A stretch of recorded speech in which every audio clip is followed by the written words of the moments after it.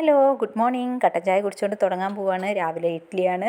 ഉപ്പൊക്കെ ഇട്ടിട്ട് മാവ് സെറ്റാക്കി വെക്കുന്നുണ്ട്. തേങ്ങ ചട്നിയാണ് ഉണ്ടാക്കുന്നത്. അപ്പോൾ അതിലേക്കുള്ള തേങ്ങ വെട്ടിക്കൊണ്ടാം. തേങ്ങയുടെ വെള്ളം ഞാൻ അതുപോലെ ഒരു ബോട്ടിലാക്കി ശേഖരിച്ച് വെക്കും. അപ്പോൾ വെള്ളപ്പം ഉണ്ടാക്കുമ്പോൾ ആട്ടുമ്പോൾ അതിലേക്ക് ഈ വെള്ളം എടുക്കാറുണ്ട്.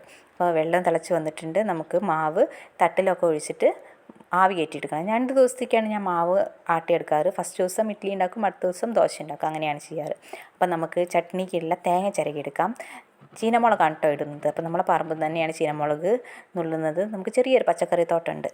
അപ്പോൾ തേങ്ങയിൽ ചീനമുളകും ഉപ്പും ഇട്ടിട്ട് നന്നായിട്ട് അടിച്ച് മിക്സിയിൽ അടിച്ചെടുക്കാം. അപ്പോഴേക്കിനും ചട്ടി ചൂടാക്കാൻ വെച്ചിട്ട് വറവിട്ടിട്ട് തേങ്ങ അരച്ചതും ചേർത്തിട്ട് അപ്പോഴേക്കും നമ്മളെ ചട്നി റെഡിയായി. കുപ്പിയിലൊക്കെ വെള്ളം നിറച്ച് വയ്ക്കുകയാണ്. അപ്പോഴേക്കും ശ്രീയേട്ടൻ ചാടിക്കാൻ വന്നു കേട്ടോ.